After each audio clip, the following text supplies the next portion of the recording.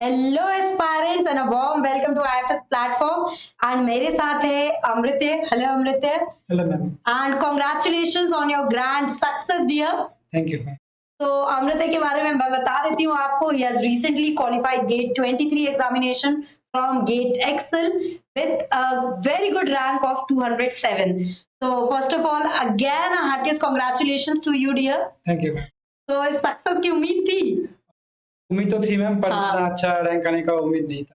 Right, अपने आप में बहुत बड़ी बात होती है। अंडर 500 अंडर 300 गेट के एग्जामिनेशन में लाइफ साइंसेस से स्कोर करने के लिए। तो where is the party tonight then? Party तो आईएफएस में ही होगा। ओके। तो अमृता कल रिजल्ट देख लिया था कि बहुत टाइम लग गया था रिजल्ट देखने के लिए? It was taking time, the server was little bit lagging, so थोड़ा टाइम लगा।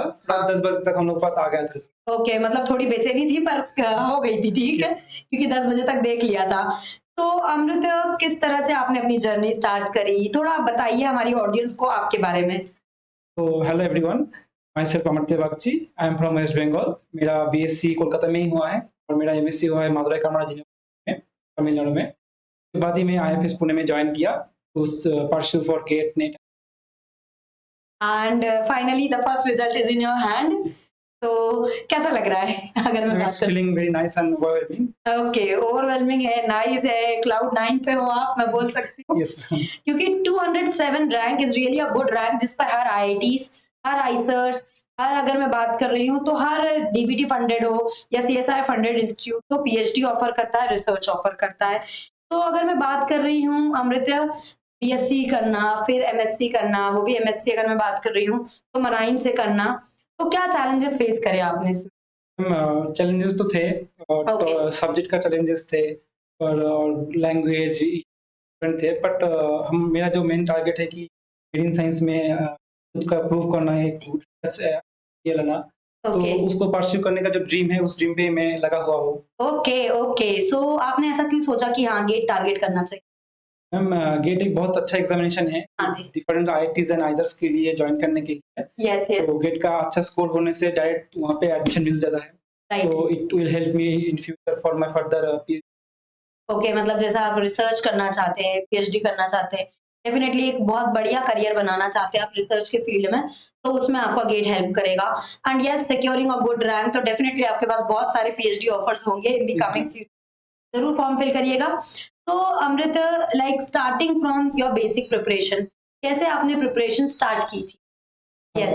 प्रिपरेशन तो एमएससी से एक मेंटल प्रिपरेशन चल रहा था, बट हम लोग लॉकडाउन में थे तो उतना अच्छे से प्रिपेयर नहीं कर पाए ऑनलाइन बैच की वजह से। तो इसकी वजह से मैं आईएफएस पुणे के नाम सुना। हाँ। और यहाँ का डिफरेंट ऑनलाइन प्लेटफॉर्म पे क्लासरूम का कोचिंग देखा। हाँ। उसके बाद मुझे लगा कि हाँ, it will be a good opportunity for me. तो मैं ज्वाइन किया आईएफएस पुणे, और उसके बाद से पढ़ाई अच्छा ही चल रहा है। ओके, तो अगर मैं बात करती हूँ तो क्या रूटीन रहता है आपका, किस तरह से यहाँ पर आकर आपके एक रूटीन में चेंज आया जो आप एग्जाम ओरिएंटेड हुए हो?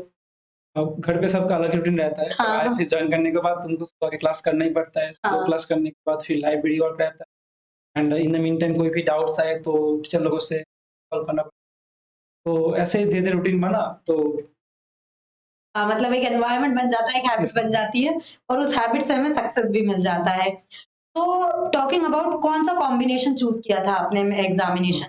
मैंने एग्जामिनेशन में जूलॉजी एंड बायोकेमिस्ट्री चूज किया था, क्योंकि जूलॉजी के ऊपर मेरा ज्यादा कॉन्फिडेंस था। हाँ। एंड बायोकेमिस्ट्री कैसे अच्छे से पढ़ा है हम लोग। ओके। तो मैं इधर ही चूज करके एग्जाम में गया। ओके, तो अगर मैं बात कर रही थी कि आपने कितना अटेम्प्ट करा, कितना पेपर अटेम्प्ट करा? लगभग मैम मैं 54 to 55 क्वेश्चन अटेंड किया था एग्जाम।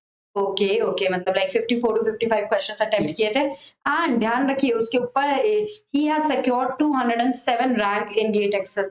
रियली कमेंडेबल, ज्यादा आपके सही गए हैं। और अगर मैं बात करती हूँ तो कितना, अगर मैं सिलेबस, क्योंकि सिलेबस बहुत वास्ट है ना, हमें चॉइसेस मिलती हैं, हम पहले से भी डिसाइड कर लेते हैं, तो भी सिलेबस वास्ट है। तो उस वास्ट सिलेबस को प्रिपेयर करने के लिए कभी ये नहीं लगा कि मुझे सिलेबस से डर लग रहा है, किस तरह से मैं करूँ? तो हाउ यू चोज कि नहीं मुझे ये कॉम्बिनेशन प्रेफर करना चाहिए, और या फिर तुमने सभी कॉम्बिनेशंस के लिए थोड़ा-थोड़ा पढ़ा था, और कितना सिलेबस, परसेंटेज सिलेबस कंप्लीट करके? मैम, सिलेबस, जो पहले बात है कि सिलेबस से डर तो लगा ही था। हाँ। बट यहाँ पे जैसे एक कॉम्बाइंड कोचिंग है। हाँ। तो सिलेबस ओरिएंटेड कोचिंग था। हाँ। कोई दिक्कत नहीं है उसमें। राइट। और मैं जो बायोकेमिस्ट्री और जूलॉजी में किया था, तो हाँ। उसके लिए मैं उस हिसाब से पढ़ रहा था, डिफरेंट क्लासेस थे तो वो Okay. अटेंड किए थे, तो उस हिसाब से मैं प्रीवियस ईयर क्वेश्चन भी कर रहा था प्रैक्टिस। हाँ, हाँ। तो और जो भी डाउट आ रहा था तो टीचर लोग उससे सॉल्व कर रहे थे, तो ओके, दिक्कत नहीं आई इसमें। Fine. And what about chemistry? क्योंकि हाँ। केमिस्ट्री भी एक मेजर चंक है गेट एक्सेल का। इसमें तो अच्छा रैंक सिक्योर करने के लिए केमिस्ट्री आना बहुत ही ज़रूरी है। हाँ, हाँ। अब हम लोग का बैकग्राउंड नहीं है केमिस्ट्री से, तो आईएफएस ने कुछ केमिस्ट्री का क्लास हम लोगों के लिए ये किया था, तो उसमें जॉइन भी किए थे। तो that was little bit beneficial. Okay, उतना अच्छा तो नहीं है, बट फिर भी हम लोग कुछ मार्क्स सिक्योर कर पाए। राइट। मतलब कि देखो, बीइंग कोर फ्रॉम बायोलॉजी, ठीक है, उतनी पकड़ नहीं बना पाते आप केमिस्ट्री पे, पर काफी अच्छा रैंक वाइज स्कोर कर सकते। And beginning with, so whom would you like to dedicate this success to? I dedicate my success to definitely my mother and father. Okay. They did a lot to me and lot for me. हाँ, मतलब उनका ही inspiration है, Yes. जिसकी वजह से मैं अभी तक चल रहा हूँ। ओके। तो definitely parents are more important. Definitely parents like हमारे लिए इतना कुछ करते हैं, तो हमारा ये रहता ही है, day in and out they help us, support us emotionally also, and everything is there. So Amrit, with this GATE result, what you want more in future? With this good result, I will definitely try for different ISRs and I to get enrolled for PhD. Okay, तो further तुम्हारा M यही है कि मैं PhD करूं और अच्छे institute से करूं एंड रिसर्च में अपना करियर बनाऊं। अमृत, मूविंग फॉरवर्ड की देखिए, आपने एक सब्जेक्ट चूज कर लिया है, लेकिन अगर मैं बात करती हूँ, वीकली टेस्ट होते हैं, फिर कुछ मॉक टेस्ट भी होते हैं, तो हमेशा लोज एंड हाईज आते रहते हैं। तो how you kept yourself motivated? Ma'am, जो मेरा मेन सपना है, हाँ। उसके लिए तो हमको मेहनत करना ही पड़ेगा। ओके, अप्स एंड डाउन्स आएंगे ही, पर हम कंटिन्यूअस हम से हमारा जो मेथोडोलॉजी है पढ़ने का, हाँ, तो इस पे हम लोग डटे रहे और अभी रिजल्ट आपके सामने है। ओके, रिजल्ट आपके सामने, उस मेथोडोलॉजी पे डटे रहे। तो जो व्यूअर्स आपको देख रहे हैं अभी, आप उनको क्या सजेशन देना चाहेंगे, उनको क्या एडवाइस देना चाहेंगे?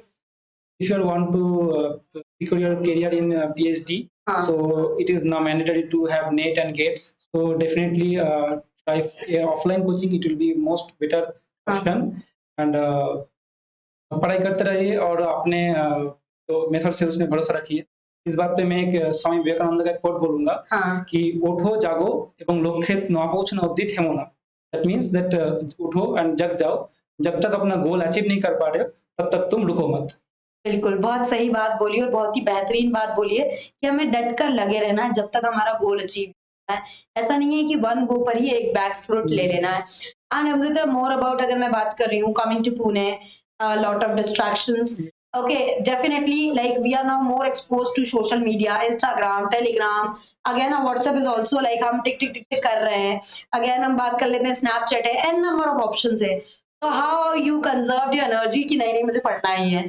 There must be a specific time, because हम लोग का जब क्लास चलता है तो हम लोग क्लास करते हैं, फिर थोड़ा बहुत ब्रेक लेते हैं, उस टाइम में डिफरेंट सोशल मीडिया प्लेटफॉर्म हम लोग स्क्रॉल कर लेते हैं कर लेते हैं। और आफ्टर दैट जब लाइब्रेरी में बैठते हैं पढ़ने के लिए तो पूरा फोकस रहता है और टीचर्स लोग भी रहते हैं, थोड़ा बहुत ऊपर से देखते हैं कि बच्चा ज़्यादा फोन तो नहीं चला रहा है, तो हम लोग को डर भी लगा रहता है।